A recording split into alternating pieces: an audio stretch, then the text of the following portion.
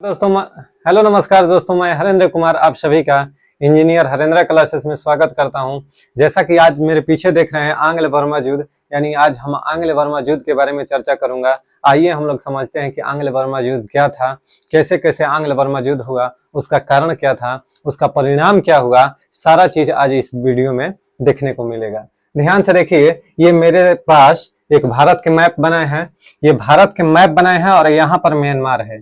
ये हो गया मेरा भारत, क्या हो गया, भारत हो गया। और इधर आइएगा तो म्यांमार हो गया, ठीक है, इधर म्यांमार हो गया। ध्यान से देखिए, जो म्यांमार था ना, जो आज म्यांमार है भाई, वहीं पहले बर्मा हुआ करता था। यही पहले बर्मा के नाम से जाना जाता था, बर्मा। इसकी राजधानी रंगून हुआ करता था। यानी जो आज म्यांमार है, जिसका राजधानी नई पेइताओ है, उसका पहले नाम बर्मा हुआ करता था। अब बर्मा की राजधानी पूछेगा ना तो रंगून हुआ करता था, ठीक है। आइए, अब बर्मा था, ठीक है। अब आंग्ल बर्मा, आंग्ल बर्मा से मतलब एकदम कंफर्म हो जा रहा है कि अंग्रेज, आंग्ल का मतलब अंग्रेज और बर्मा का मतलब बर्मा वासियों, यानी बर्मा के जो राजा थे उनके बीच में हुआ युद्ध के बारे में आज हम लोग चर्चा करने जा रहे हैं, ठीक है। आइए देखिए, ये मेरा भारत हो गया और ये हो गया बर्मा, ठीक है। अब मामला क्या था आखिर सर, प्रथम आंग्ल बर्मा युद्ध, प्रथम आंग्ल बर्मा युद्ध, इसका अवधि अगर पूछे ना दोस्त, इसका अवधि कब था, तो अवधि इसका था 1824 से 26। इसका अवधि कब था, 1824 से 26। अच्छा सर, ये तो बता दिए कि 1824 से 26 ईस्वी में प्रथम आंग्ल बर्मा युद्ध हुआ था। लेकिन सर इसका कारण जानते हैं क्या था?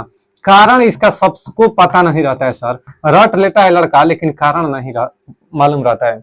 ध्यान से देखिए, मामला क्या था कि ये है असम, मेरा असम, असम, इधर है मणिपुर, मणिपुर, मणिपुर, यानी असम और मणिपुर, ये जो एरिया है ना, इस पर क्या कर रहा था कि बर्मा के जो राजा था ना, और बर्मा के राजा कौन था सर, तो लिगोंग। यानी उस समय बर्मा के राजा कौन था, बर्मा के राजा, बर्मा के राजा, बर्मा के राजा लिगोंग था। कौन था, लिगोंग, लिगोंग, लिगोंग था, लिगोंग, बर्मा के राजा लिगोंग था।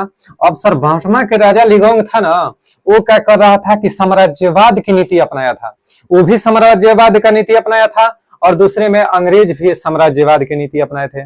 मामला तो दोनों का फंस गया। यानी वो भी अपना सीमा बढ़ाना चाहता था, यानी बर्मा के जो राजा था लिगोंग, वो भी अपना सीमा बढ़ाना चाहता था और अंग्रेज भी अपना दायरा बढ़ाना चाहते थे। मामला क्या हुआ कि दोनों के बीच युद्ध का कारण क्या है ना दोस्त, कि जैसे बर्मा के जो राजा लिगोंग थे ना, ये क्या कर दिया कि असम और मणिपुर इस इलाके तक इसने अपना साम्राज्य स्थापित किया, ठीक है, इस इलाके तक अपना साम्राज्य स्थापित किया।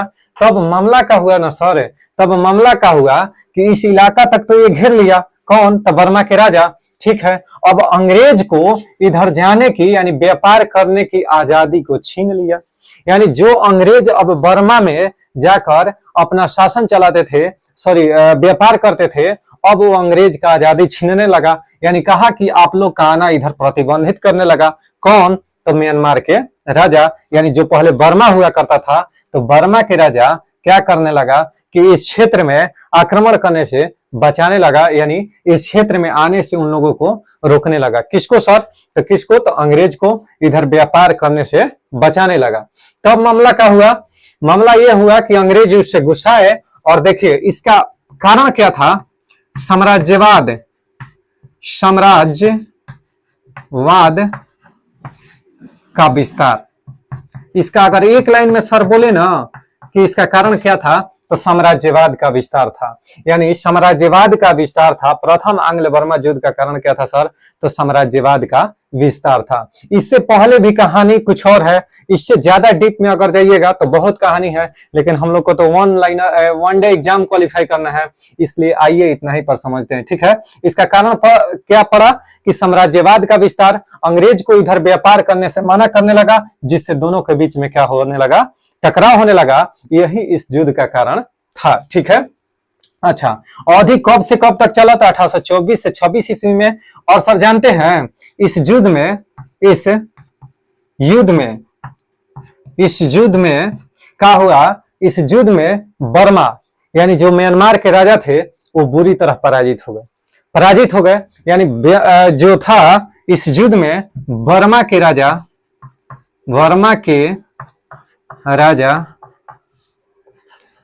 की पराजय हुई। अच्छा सर, बर्मा के राजा की पराजय हुई, तब क्या हुआ सर? इसने क्या किया कि अंग्रेज जो था असम मणिपुर इलाके में अपना आधिपत्य स्थापित कर लिया। अर्थात इसके तहत एक संधि हुआ। एक संधि कौन सी सर? तो एकदम इंपॉर्टेंट, एकदम यान्दबू की संधि याद रखिएगा दोस्त। यान्दबू की संधि हमेशा पेपर में पूछता है। कब हुआ था सर? तो 24 फरवरी कितना में हुआ था? तो 1826 में, 24 फरवरी 1826 ईस्वी में क्या हुआ था? यान्दबू की संधि हुई थी।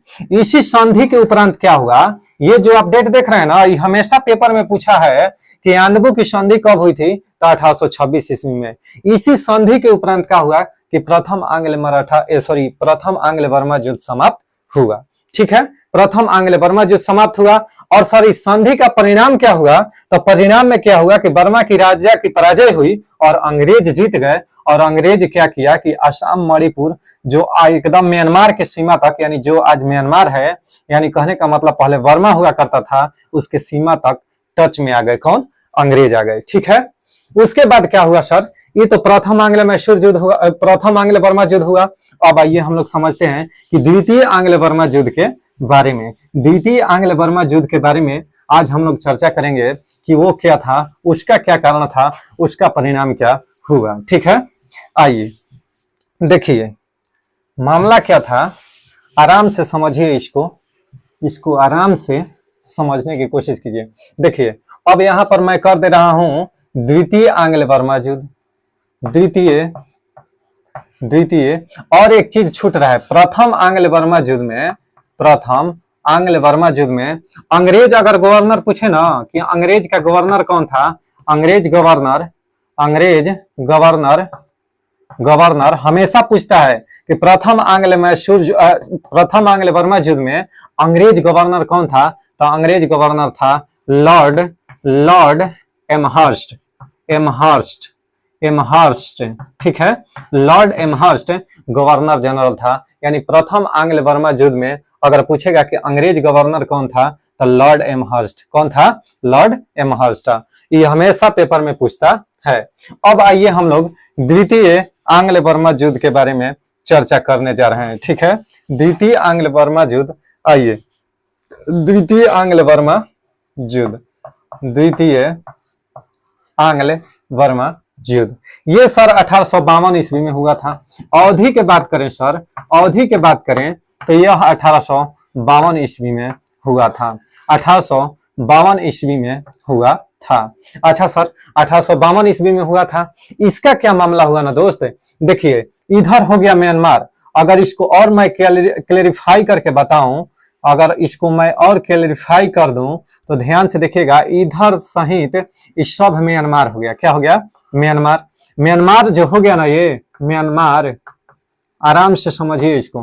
म्यांमार जो हो गया तो ये सब समुद्री यानी अंडमान निकोबार यानी बंगाल के खाड़ी से ही सब एरिया लगता है। इधर अंडमान निकोबार हो गया, अंडमान निकोबार वाला ये पार्ट हो गया, और इधर बंगाल के खाड़ी से ये सब इसका इलाका समुद्री तटीय इलाका लगता है। ठीक है, अवधि इसका 1852 ईस्वी में। अब मामला क्या हुआ कि ये सब बंदरगाह था। क्या था? यहाँ पर बंदरगाह था, समुद्र से लगता था।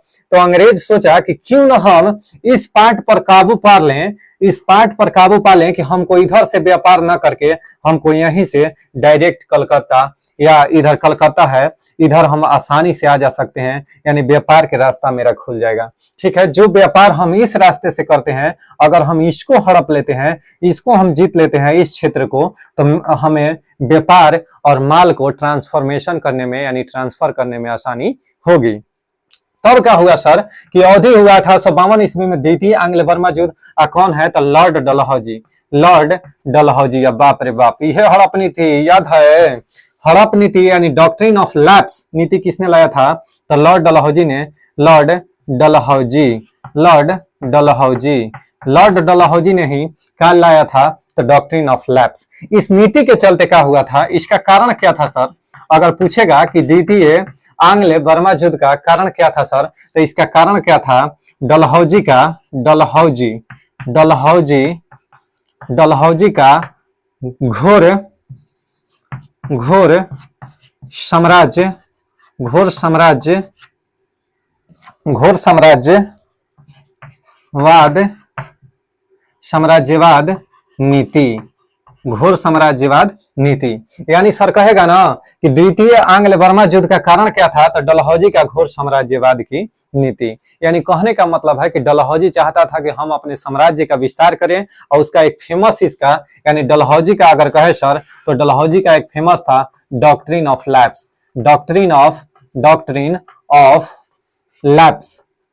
लैप्स डॉक्ट्रिन ऑफ लैप्स याद रखेगा। डॉक्ट्रिन ऑफ लैप्स किसने जारी किया था? डलहौजी ने शुरू किया था। इसको कहते हैं हड़प नीति। हड़प नीति कहने का मतलब है कि ये अपने गोद निषेध प्रथा के तहत ये गोद निषेध प्रथा भी लागू किया था। ये सब दूसरा जो भूमि था उसको अपने राज्य में मिलाया करता था।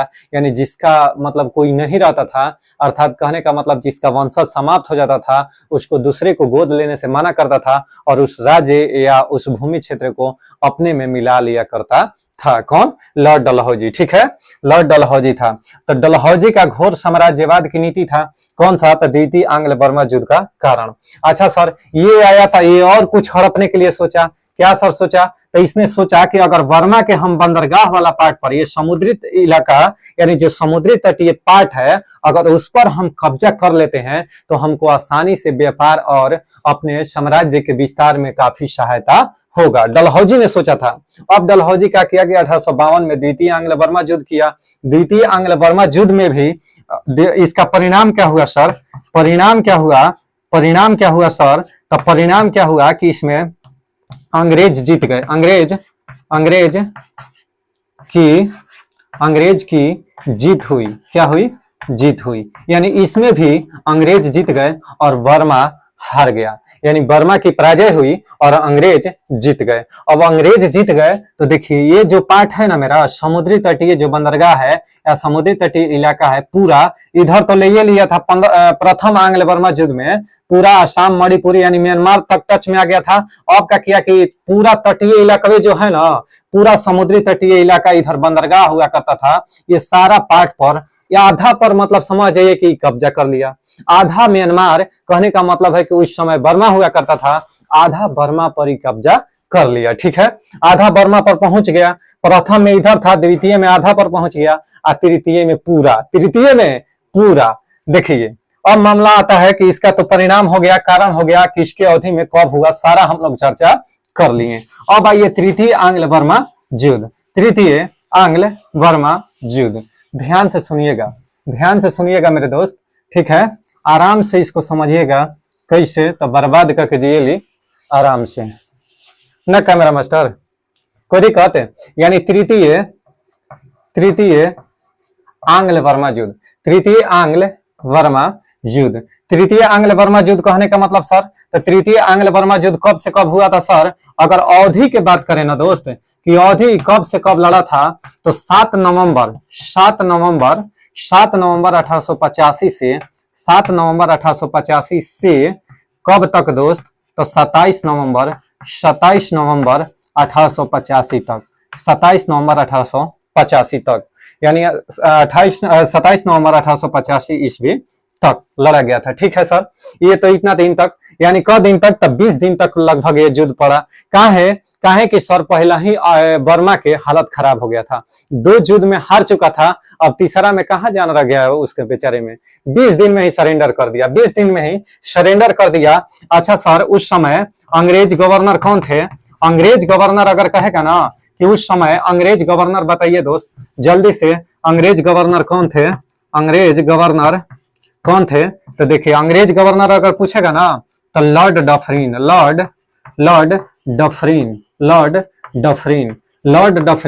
उस समय लॉर्ड डफरिन यहाँ का गवर्नर था, ठीक है, यानी अंग्रेज का उस समय गवर्नर कौन था? लॉर्ड डफरिन था, ठीक है।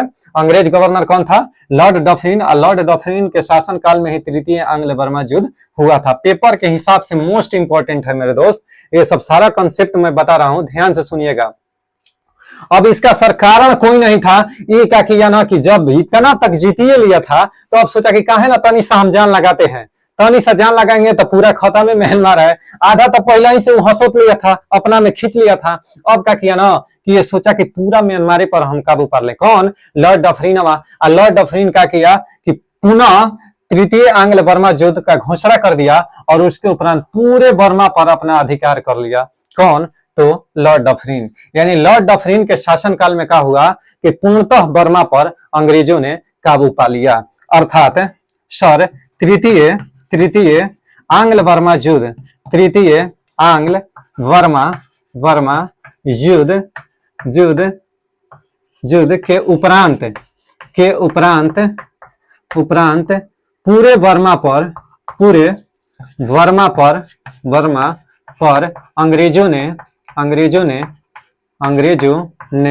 अधिकार कर